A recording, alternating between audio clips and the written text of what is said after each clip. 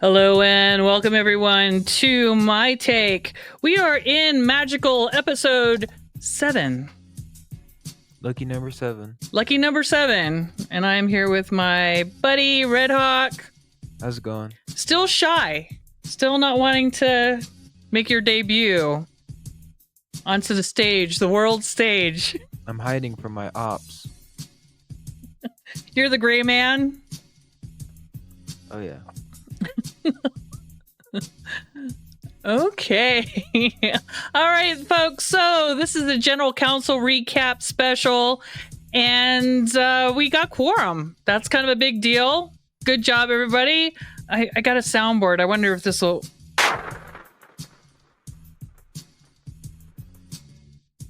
Do you think that... We'll see if it works in post. Well, see, I like this new soundboard that I have. It's got some kind of cool stuff. It's got clapping.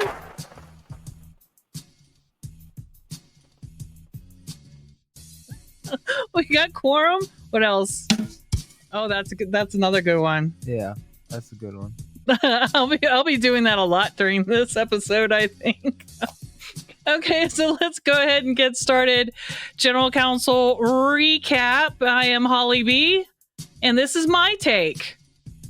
And let's go ahead and do the disclaimer here. I do not represent the tribes. I am exercising my individual sovereignty as a tribal member, business member, woman, disabled combat veteran who lives and works on the Indian reservation, and I am representing myself. I'm exercising my freedom of speech, freedom of the press, and freedom of expression. Personal opinion versus defamation. The definition of defamation is purposefully spreading false information. You know it's bad poop, but you're still going to spread it. Poo-poo. Poo-poo. We are not in the business of doing that here on My Take. Everything that we talk about, you can pick up in black and white or is from our firsthand experiences. Moving on. All right, so we got quorum about 10:40. We got our numbers, and so we started to move through our agenda items. And the very first thing on our agenda is opening prayer, which was really good. We should be doing that because I think we all need a little prayer. All right, so the next item on the agenda was selecting a new chairperson or chairperson selection. Chairperson selection, I should say. Let's see. We had Cy Lee, who was put up. Betty Matthews, her name was put into the hat, and Francis Blackburn. And here are the votes. The vote tally.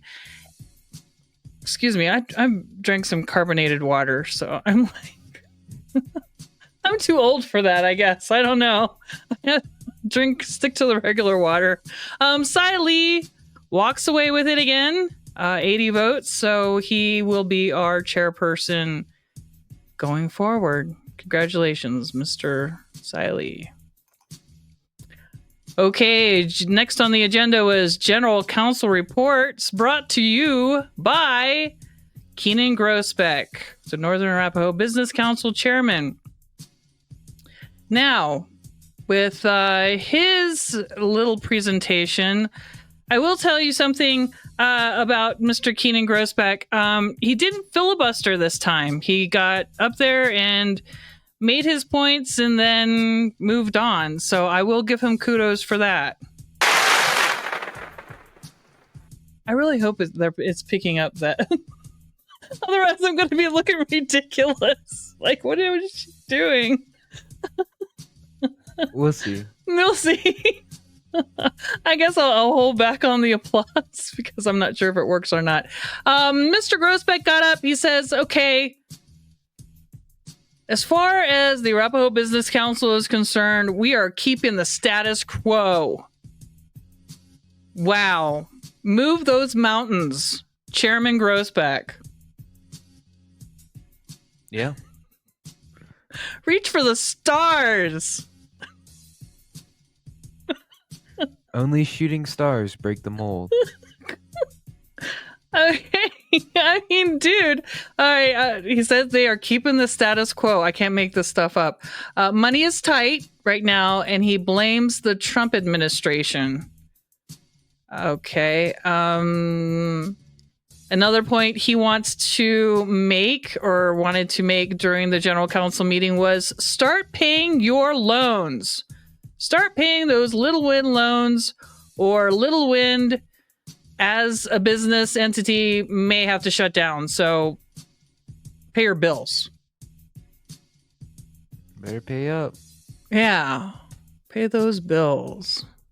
Like he isn't that kind of calling the kettle calling the pot black or something like that?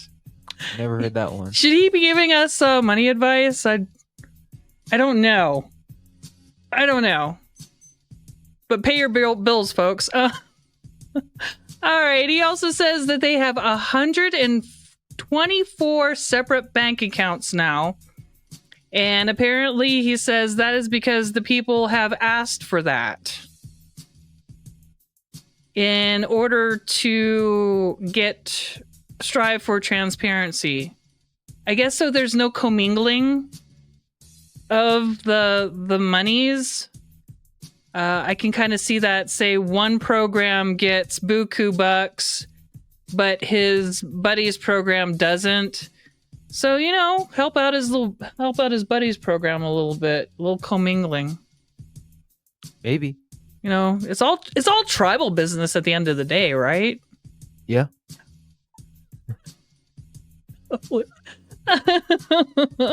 Okay, he says he's going to start bringing numbers before general council to assist with those transparency questions. And then he left. He got off the stage for the next presenter, who is Miss April Goggles, the chairwoman for the Economic Development Commission. I kind of slam and nitpick.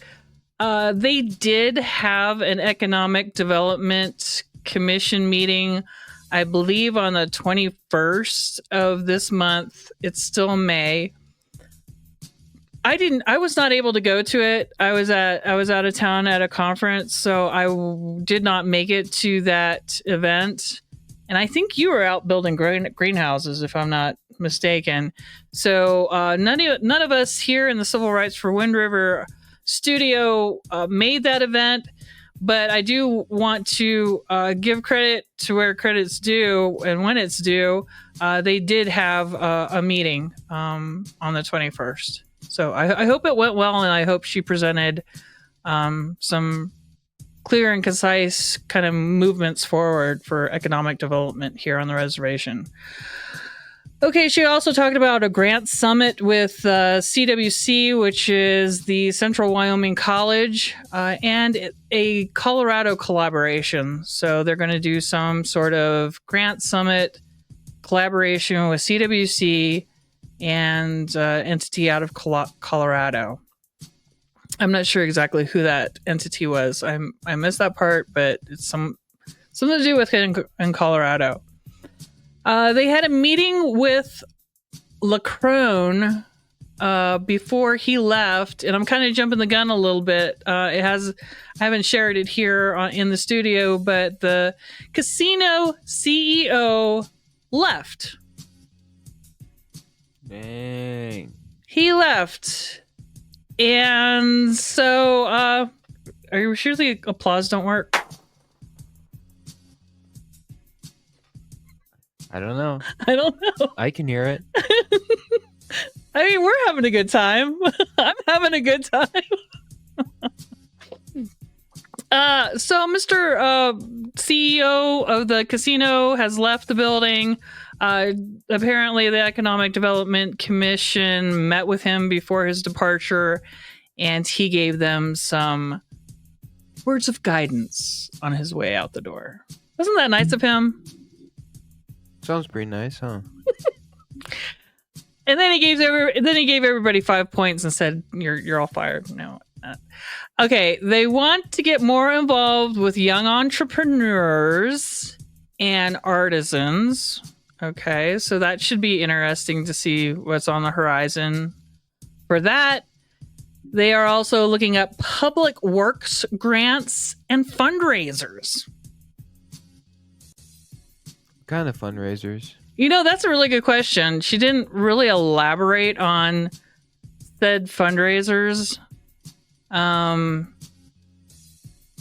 don't know, raffles, maybe fundraisers.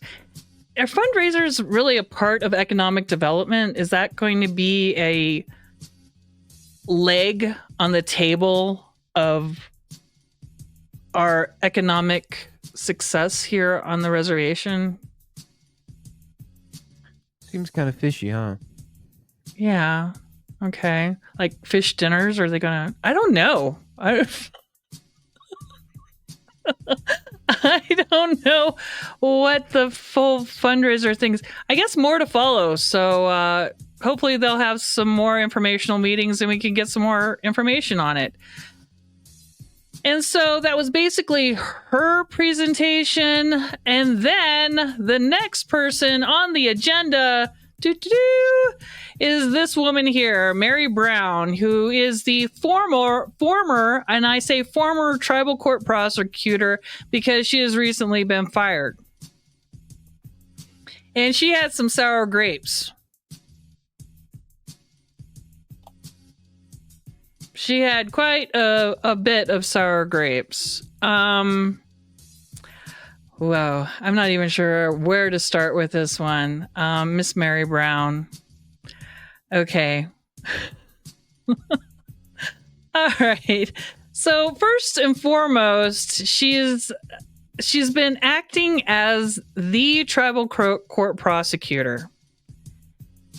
And I have captioned here, illegally practicing at the tribal court as a prosecutor, not according to SALOC, the Shoshone-Arapaho Law and Order Code, but according to their 638 contract. Now, I was HR when the tribes got back together and the tribal court, joint tribes tribal court was put back together. And I had this discussion with counsel many times. We went to the mat on this issue back and forth for, I lost count how many times I had to tell them that those positions, the chief judge, the prosecutor, and the public defender all had to have Juris Doctorate degrees. So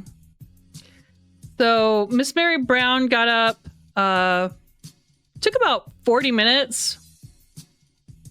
There's about 40 minutes of her kind of wailing and crying around and throwing everyone under the bus. I mean, everybody was part of the Mary Brown show.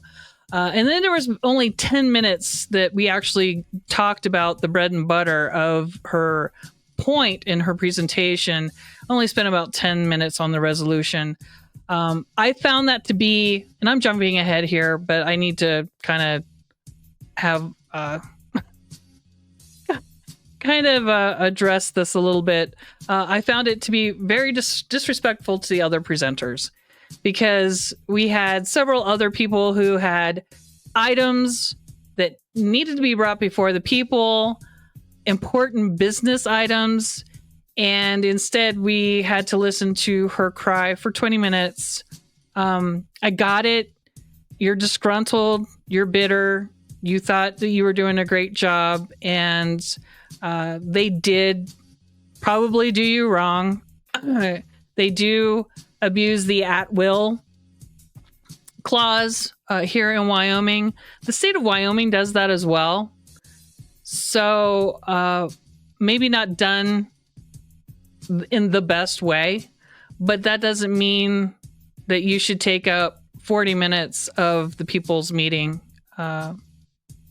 for your gripe. My take. Another part of that is the chief judge and the prosecutor and public defender positions. As I said before, they have always been for licensed attorneys, people with Juris Doctorates, which Miss Mary Brown does not have. And that is according to the 638 contract. And just so you all know that I'm not blowing smoke up your behinds, I have a copy of the 638 contract for the tribes. Now, it is dated. It's not the latest one, but I do have a copy of the 630 of a 638, it was valid 638 contract. As you can see, it's a memorandum. It's a contract between the government and the tribes that, yes, we're going to be doing this. It's signed by chairmen. It's signed by secretaries. This is a legal binding document. And it goes through all what you're going to do, all what you agree to do, how you're going to run the court, the budgets, how much you're going to spend on each line item. Lots of very good, interesting stuff. Here's the kicker. At the end of the 638 contract, there are job descriptions for each of the positions in the tribal court. And it goes into detail of what kind of education they have to have, all this other sort of things. And as you can see here, and this example is for the chief judge, by the way. The chief judge here says in black and white, they must have a Juris Doctorate. And so that is for the chief judge. And this is for the prosecutor. Same thing, Juris Doctorate. Let me hold that for you just for a second so you can take a look at it. I don't want to zip through it too quickly because this is very important. Let's see, how can I blow that up to like take over the whole screen? I don't know if I can or not. Let me see. Okay. It's kind of cool. Yeah. I don't know. I can see it. You can see it? Cool. Okay, and here's the second part. And under the education part, it clearly says, according to 638 contract, the prosecutor must have a Juris Doctorate. I just kind of want to give people a second to kind of look at that, find that on that document. It's the third, it's right there in the middle of the document. There it is in black and white, folks. According to the 638 contract, government contract between the tribes and DOJ, BIA, DOI, these positions are supposed to have a licensed attorney, Juris Doctorate person in that position.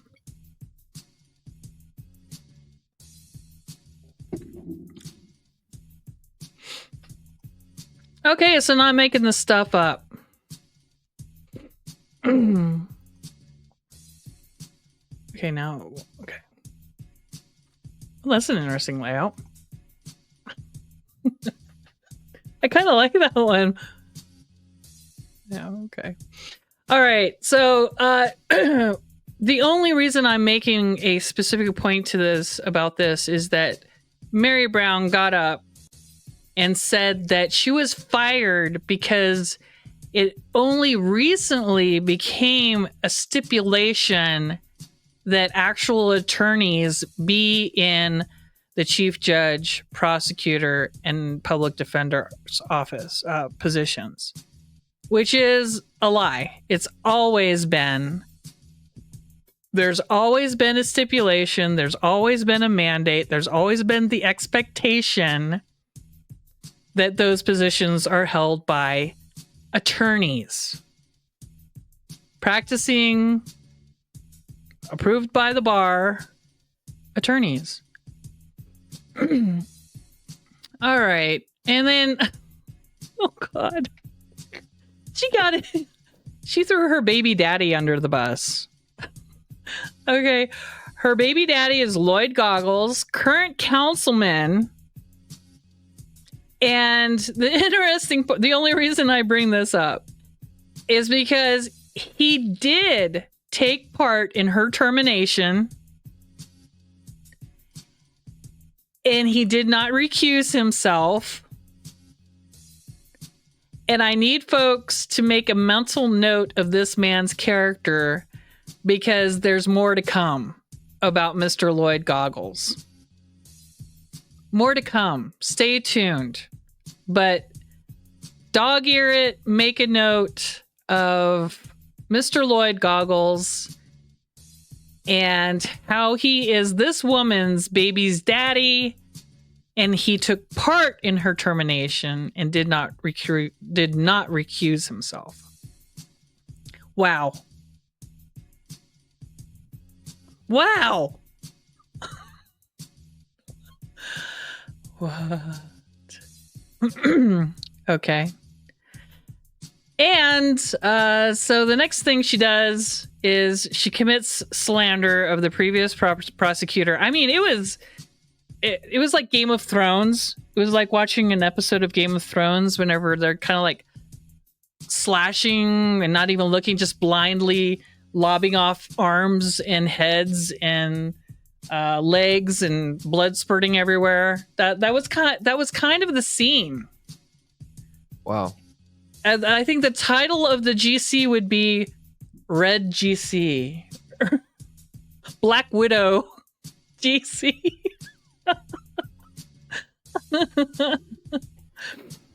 Anyways, she committed slander through a previous prosecutor, accusing him of using illicit drugs, threw him under the bus, and then tried to throw dirt on me by stating that the accused prosecutor was my buddy.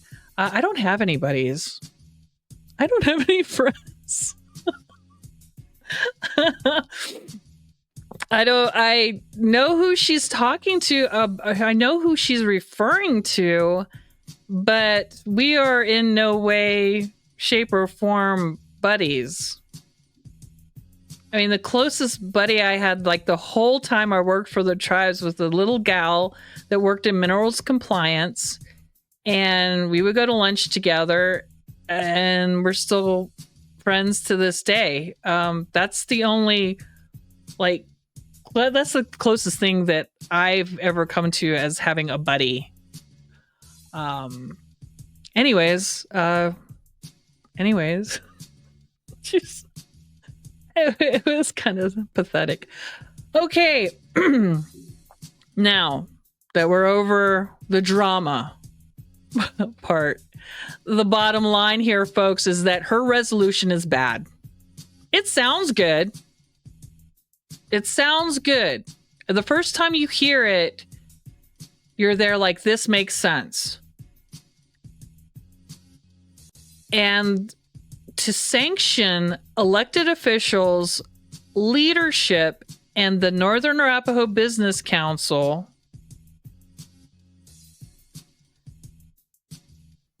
if this is so hard to explain. If retaliation has occurred, then you can hold them accountable.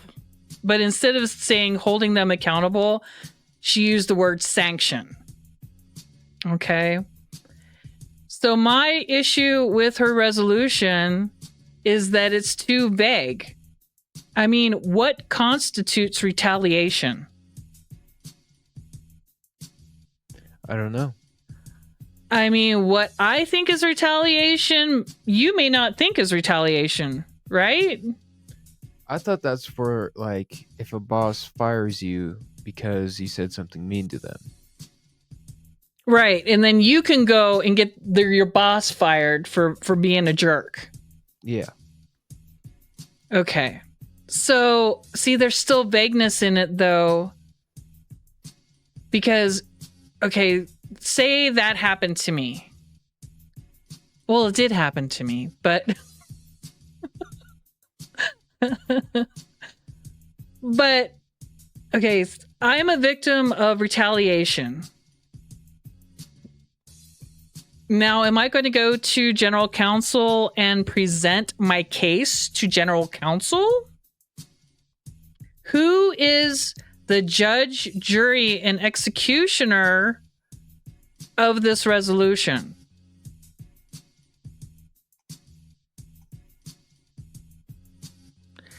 I don't get it. That there wasn't enough definition. And what exactly are the parameters of this said sanction? Are they going to be put on suspension, probation, fired, told that they can't hold a tribal position anymore? I mean, there's no guidelines. There's no procedure. I don't know. And then the person who's being accused of this, do they get a chance to say that they misinterpreted what I did? This is what really happened. Are they going to have a chance to give their side of the story? I would hope so. Or is it just going to be, tribal members coming in and pointing the finger, and people are, dropping left and right because, they retaliated against me. Okay, well, you're fired. Well, wait a second. You didn't hear my side of the story.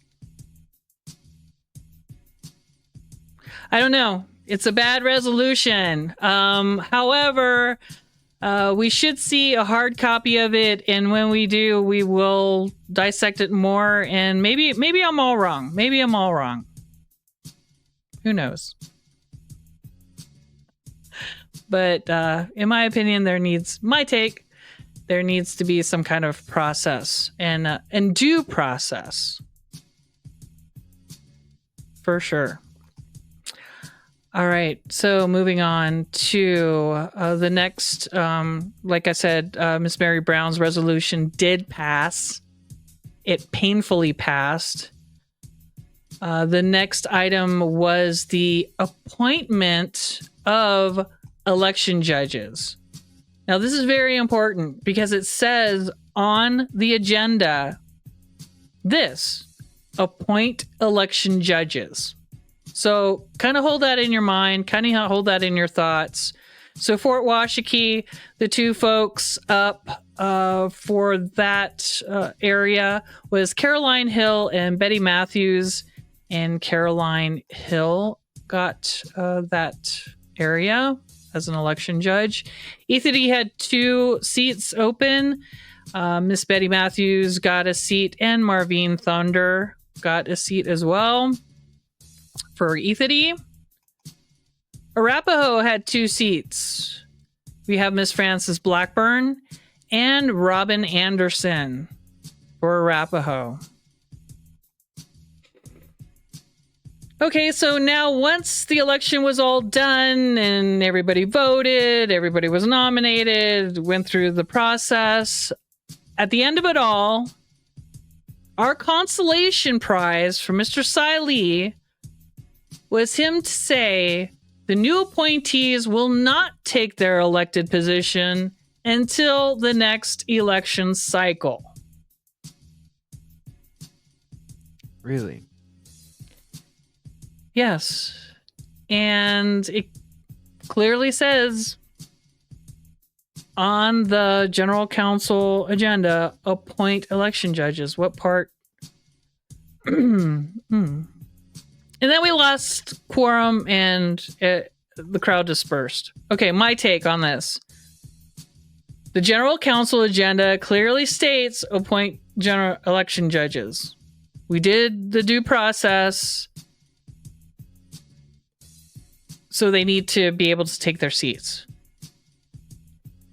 Their seats were taken away from them due to a coup in the first place. So they were wronged. The people made it right. Now those election judges need to take their seats. My take. Am I the only one fired up about this?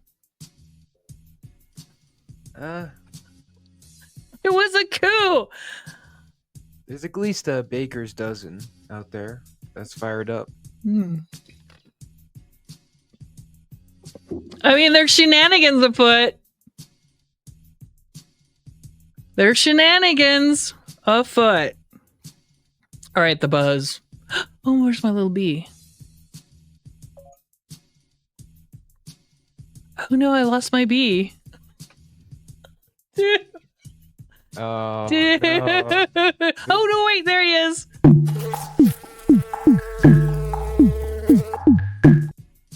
I was like, for real? Sorry. Like, oh my god, not my bee is gone.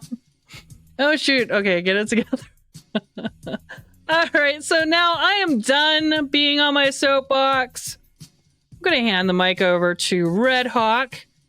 He got up early this morning and participated in the Grassroots for Governance put on by the Yellowstone, the Greater Yellowstone Coalition, I believe, and the Native Organizers Alliance. So I'm gonna hand it off to Red Hawk. How was your experience? My experience there was really good. I mean, I got there early in the morning, and I helped them set up. I helped them get going on their way. I ate some nice breakfast there. They had some nice yogurt. It was a Yoplait variety. Wow. Fancy, if I do say. That's fancy. I sat right up there on the front row, so everyone could see me. I was representing, to say the least. Nice. And they had a lot of good speakers. You know, they had some of the same people from the water symposium there speaking. So what was it about? Is it historical? Is it about know your rights?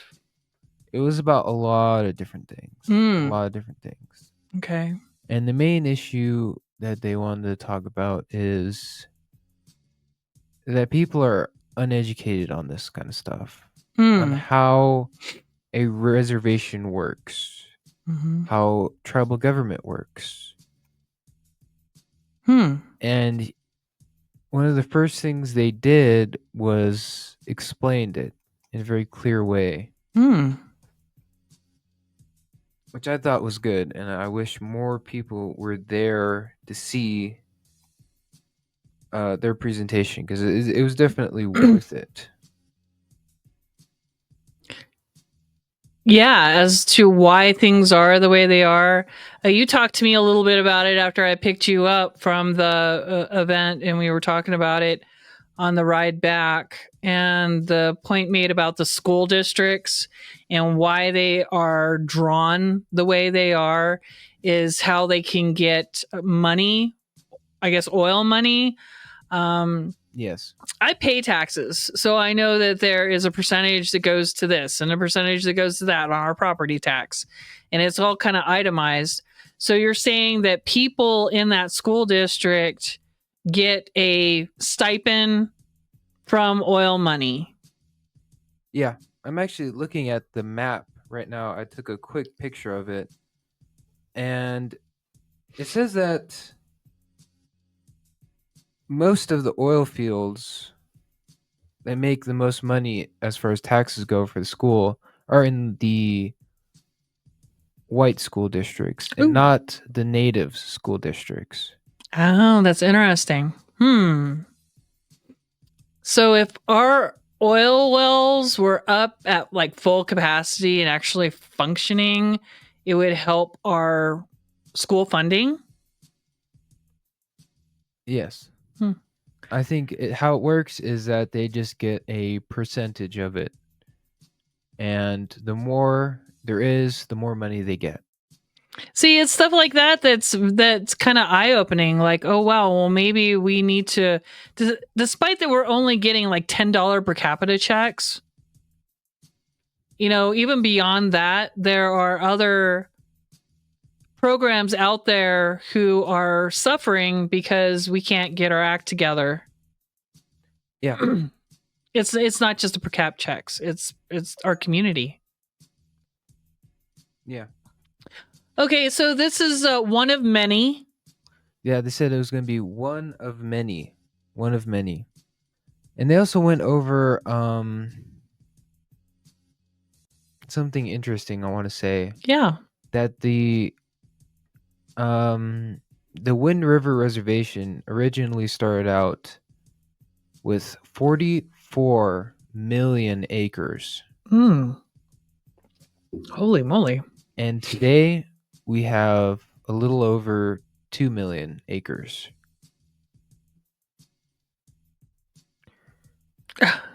Where did it all go? What happened?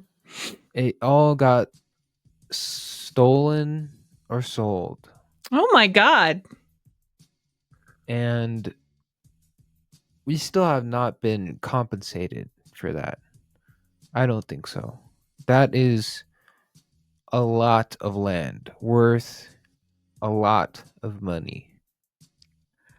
What's the word? Reparations need to be kind of made. And here's the thing about it. After so many generations, it's very hard to get your money. Very hard. Because everyone who made the deal is dead. Yeah. Everyone who signed off on it is gone. And you would basically have to sue them.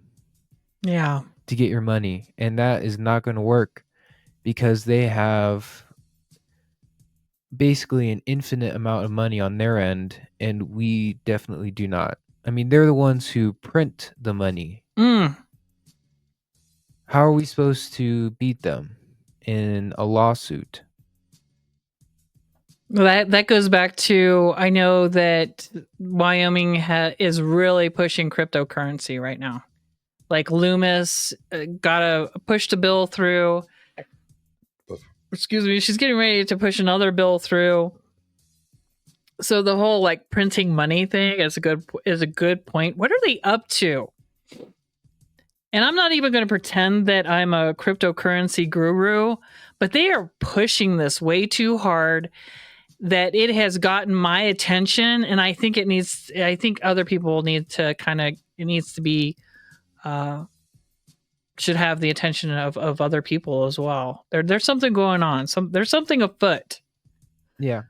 But, yeah, good points. Good education. Good stuff to know. Arm yourself with knowledge. Knowledge is power, man. Exactly. And we're on a very special reservation because there's two tribes here. Mm-hmm. Two very big tribes coming together. And the more you think about it, the more you're like, why did they put these two tribes together on one Indian reservation? Well, they obviously wanted us to fight each other and never get anything done. Ta-da! Yeah. Yeah, it's a model even down to our government. They did not want us to succeed, and so far they're winning. Yeah. I think Shoshones and Arapahoes need to work together for the future generations. It's that simple. Thank you for that. And it's refreshing to hear a young man saying that. Awesome. So one of many, more to come. And we will definitely be advertising these events on the Civil Rights for Wind River Facebook page. Good stuff. Okay. The buzz continues. So we had the Select Committee on Tribal Relations roll into Frank B. Wise there at Fort Washakie. They stayed for the 22nd and the 23rd. Again, General Council was scheduled for the 23rd, so it was either Tribal Relations or General Council. Which one are you going to go to? So maybe a little bit more attention to different schedules might be beneficial, because these are our state people who go to this. There was Kill Case, Mr. Posey, the representative for the people of the reservation, Pepper Ottman, Tim Salazar, and then they had, of course, all the different education folks. They oftentimes have the president of CWC come in and talk about education. They talk about MMIP issues. They talk about, solid waste and transportation and utilities, and they talk about tribal court and DFS and health. They go across, just a whole gamut of very important topics, and the people on the other side as well representing those services are there. So you have your state legislators, and then you also have the actual representatives of, DFS, and like I said, the president of CWC. Those representatives oftentimes show up there. FBI representatives talking about MMIP issues. So, and it's open to the public. So you can go down, and there's also time for public comment. You can scoot your little butt up to the table and queue up to the mic and talk to these people. They're there in person. Your time to voice your opinion. These are very important meetings. And I do post the schedule for these meetings. And I kind of also wanted to say, if you have any questions, or if you missed this meetings, I missed them, I'm going to go back and watch them.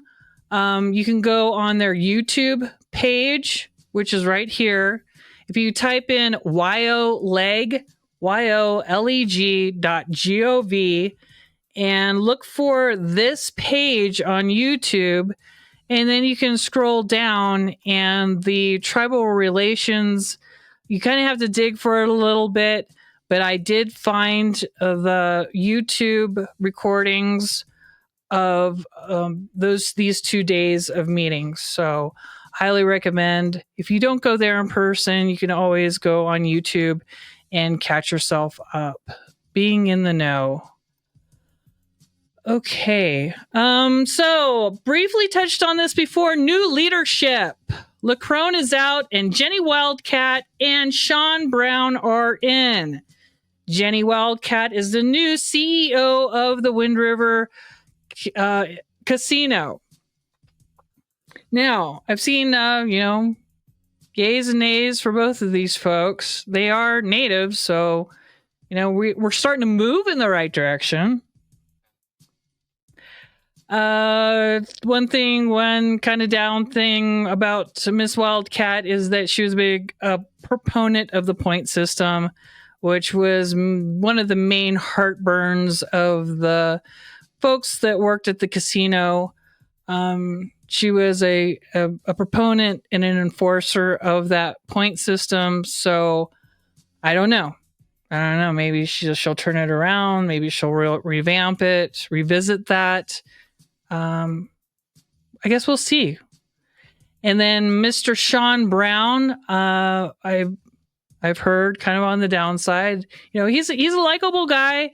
However, he lacks some experience. Quite a bit of experience is what some folks are saying. So more to follow. I hope they go forth and do great things. And if they don't, I'll probably be on an episode of My Take. I'll see you again on My Take. Okay, I want to end this My Take with an MMIP shout out. I think I'm going to start doing this maybe towards the end of my shows. Just kind of splash up a current case that's going on. a relative and a relative's family who need closure or assistance. So I'm just going to throw up Clarinda Blackburn's contact information and how to get in touch with the authorities if you have any information about this case. And at the end of the show, I think I'm just going to start throwing up maybe, a flyer or a poster at the end of my takes. Hey, thanks everybody for joining us. Until next time, all my relations, stay safe out there. What's up?